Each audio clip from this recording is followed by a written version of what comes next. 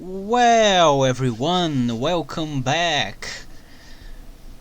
I just recorded the Victors and Vanquished campaign tier list. Now I will record the historical battles, and it's so good to actually be able to have nice things to say about all of these levels, because honestly there's not a bad level in here, alright? Differently to Victors and Vanquished that had a lot of very bad levels, this one doesn't have them. So I am excited to share my opinion of these levels with you. I'm just gonna need to actually let me see if this is in frame. Yes, this is in frame, so let's rank them or make a tier list out of them. I guess I'm gonna go in the order that they are here. So yeah, Tours A tier, very memorable level. Basically the continuation of Tariq ibn Ziyad's campaign, basically from the perspective of the Franks when they defeated the Berbers, or I guess it was the Umayyad Caliphate. Why do I say like that? The Umayyad Caliphate. I believe it was the Umayyad Caliphate. So yeah, this level, I have nostalgic memories of playing this one. Always the start of the level, I really liked it. When I was a child, I just couldn't beat this level, but now I'm a grow up, and I beat this level on hard, so it's not that difficult. There's that big first horde of enemy cavalry, but after that they don't really send much at you anymore. So it's a memorable level, challenging on the first few moments of it, but later on it just becomes very easy. So yeah, it's a good level. I like this one. Next up, it's Agincourt. I'm gonna put it on B tier. So B tier, the reason why this level is this low is because you literally can take your hero, I think it's Henry V, task him to go to the docks, and he will pass through every single enemy and he will get to the docks, and you can literally win by doing nothing. That's amazing. But other than that, I like this level, alright? If you watch back my video, I had a lot of fun playing this level. I tried to do as much as I could, waste as much time, because I could have just sent my hero unit and won the level, but well, I like this one, alright? It's a cheesy level, but it's fun. I like this.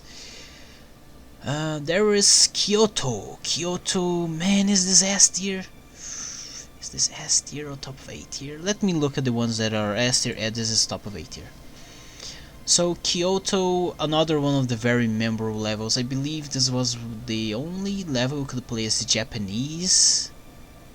Yeah, I think this was the only level you could play as the Japanese before Victors and Vanquished.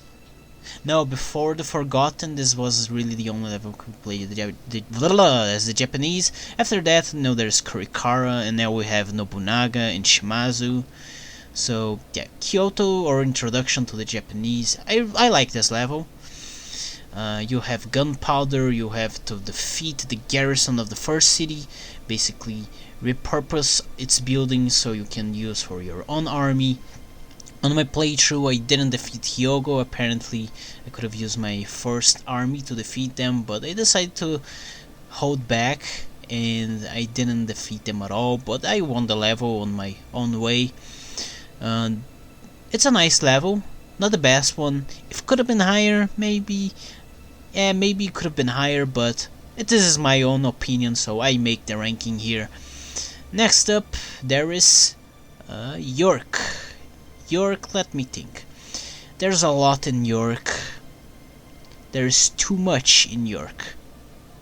From all of these levels, this is the one that feels the most like a Victors and Vanquished level. If you were to replace, put Vortigern here and put York and Victors and Vanquished, I think everything would make much more sense.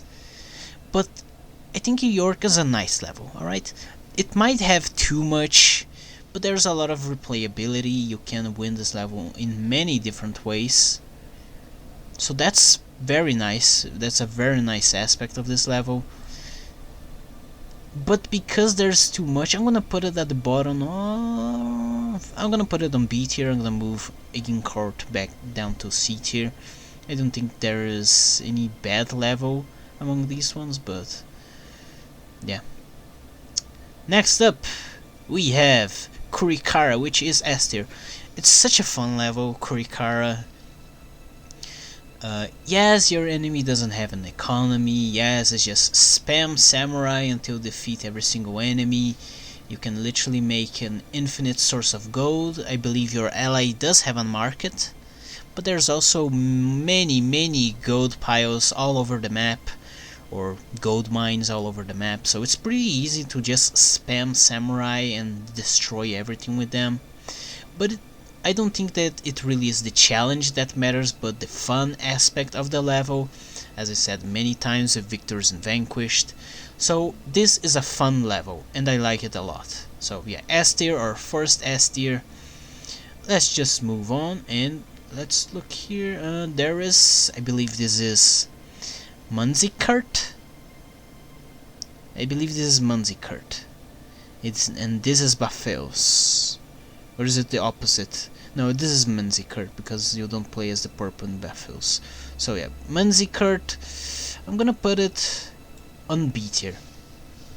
The only problem, you could call it a problem in this level, is that once you start conquering cities, you need to wait for your allies to give you resources. But if you have a little bit of patience, then that's not a problem at all, which is my case.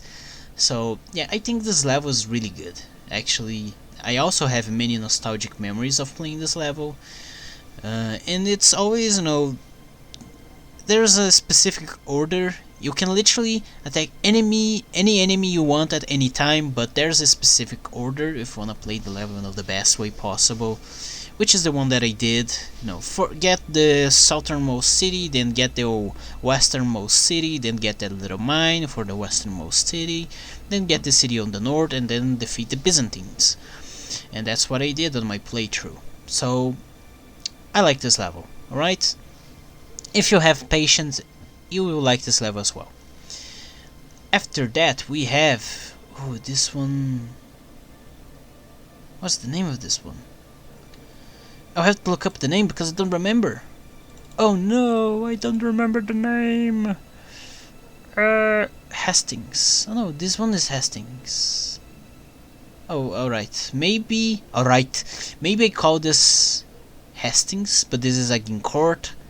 Hastings, I'm gonna put this ahead of... yeah, right here. So Hastings, you know, it's a fun level. It's not a perfect level, but as I said, what matters is fun. You can...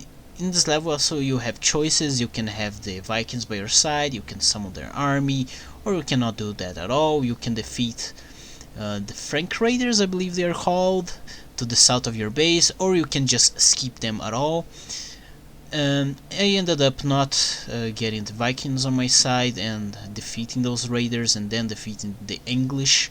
I like this level, alright, it's a fun one. I'm gonna even put it ahead of Kyoto. Should I? Should I? Yeah, I will. Hastings is a good level, I like it. So yeah, I guess there's not much more to say. Maybe they should change your civilization from the Franks to the Sicilians, because you know they are basically the Normans as well. But yeah, they don't know why they didn't change that already. Sure, who cares? Honfoglalas, the first at the very top of S tier. Alright, so I loved the original version of Honfoglalas. I love that level. How you got to the side of the Persians, but then the Pechenegs pressed from the north, and then you have to migrate south, and then you got to the side of the Byzantines and defeat the Bulgars for them. But then the Pechenegs once more attack you, and then you have to migrate once more, and I believe the last enemy was Moravia, so you defeat Moravia and establish your life there as Hungary. and that's really fun. I really like that. But also the new version, I also really like the new version, because you start as a nomad, you have to raid, but eventually you can build up your base, and I think the level is just very well structured, very well structured. So even though I prefer the original one, and if this were the original Honfoglalas level, it would be right here as well. As it stands now, also an S tier level. I really like this one. I wanna break things a little bit right now. I'm gonna talk first about the ones that I like the least, which is Bafeos or Bayfios, whatever. It's not a bad level. I'm just gonna put it on D because there's nothing on D yet. But I just feel like it's a little bit boring. I don't know. It was never my favorite level from all of these historical battle ones. You basically need to establish a base at the very middle of the map normally, and then you have to pick one of the allies. I believe I ended up with the one that was to the corner opposite of the Byzantines on the map, because my mindset was that, you know, I'm gonna take this guy as my ally, because with him on my side I won't have to defend my back. I can just look forward, fight on the front, and I won't have an enemy on my back. But I guess if you take the northern city as well, or the eastern city as well, that would be the same case. I don't know, that was my mindset back then, but the deal is that this level just isn't that memorable in my opinion. So yeah, D tier. It's not a bad level by any means. I'll definitely choose to play this instead of playing Constantine or Stephen or Ragnar, but still, I think it's the most forgettable one. Talking about forgettable ones, Bukhara as well, I'm gonna put it ahead of Agincourt. Bukhara, I think it was the Persian level before the Persians got improved.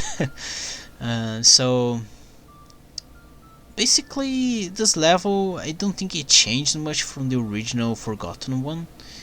It pretty much stayed the same.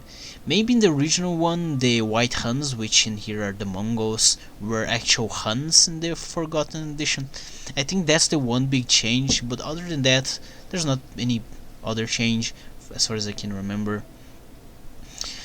So also, it's not a bad level. I enjoyed playing it a lot, and I enjoyed playing, I believe when I played this, the new Persians were already out, so it was nice to play as them before the Ismail campaign. But it's just the same thing. I think this is just like Bayfios, Bafeos. This is a little bit of a forgettable level, so it's not bad, but not my favorite one. So that's why it is right here. Let's talk about some of the other ones that I don't like that much. Dos Pilas. I think Dos Pilas is worse than Bafeos. Yeah. Bayfios, Bafeos, whatever. Dos Pilas is just, I don't know. It's a weird level. I think it's the only level in the whole game that you play as the Mayans. Literally, the only level in the whole game that you play as the Mayans. This one is. You have the first base. You're intended to lose that base. Then you have to pick whether siding with Kal or Kalakmul. Wow, I almost said something alien, but it's not a bad level. All right. Maybe the map is too big, but it's not a bad level. I don't know, it's not my favorite one, so yeah, it's right here. Well, Cyprus, I think it's better than York Cyprus. It's another one of those cases where I prefer the original version of the Forgotten edition. If it were the original one, maybe it would have ended up right here, or right here, or right here. But as it stands right here, you just play as the Britons and you conquer Cyprus, and that's it. With Richard Lionheart. So yeah, that's the level. I don't have much else to say about it. So let's move on. This is Lepanto. Lepanto, I'm gonna put it right here. Alright, Lepanto. It's a very interesting level. The way I played it is basically you have to go full on offensive against that first big fleet. If you defeat that one, you just can, you know, defend, just stand still and you will win the level.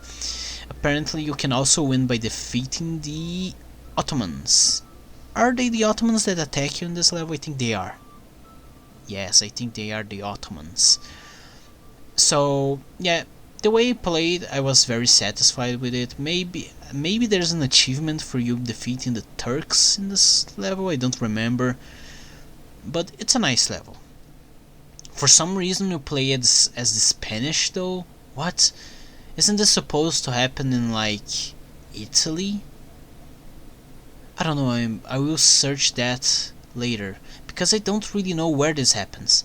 The ship is like on Italy, if you look at the world map, from what I remember.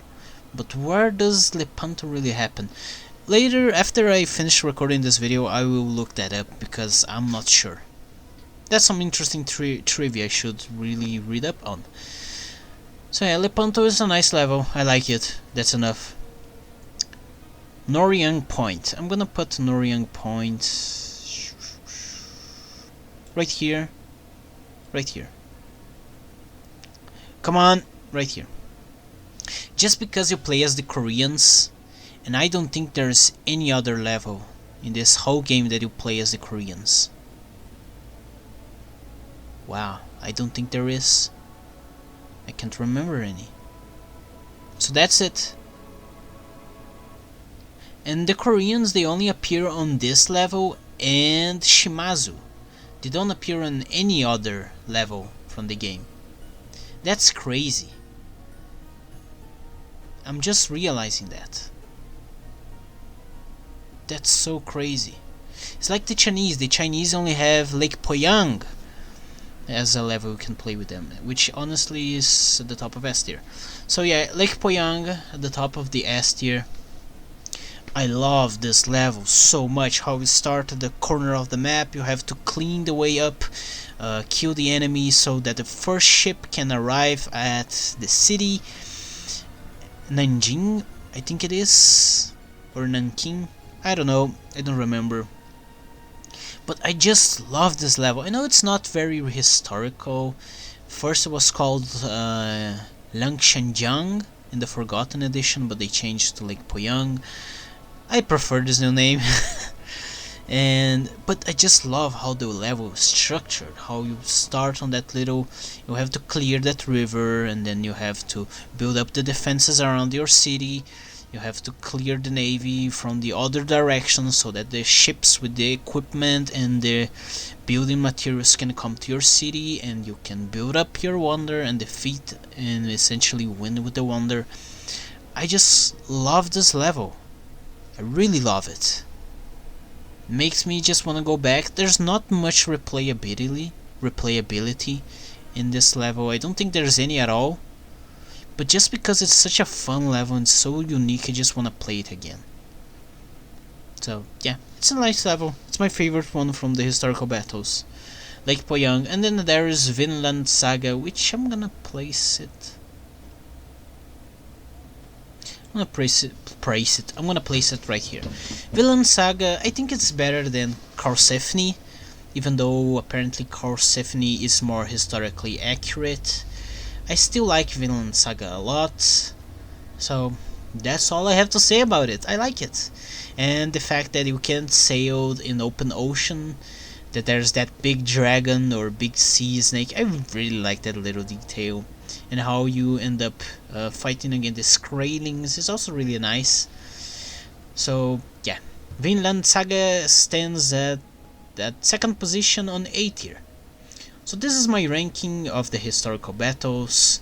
Share in the comments your thoughts and opinions, and sign up to my Patreon, or I don't have a Patreon, whatever, just make things as I go. That's my video. I hope you enjoyed it. If you didn't, I don't really care.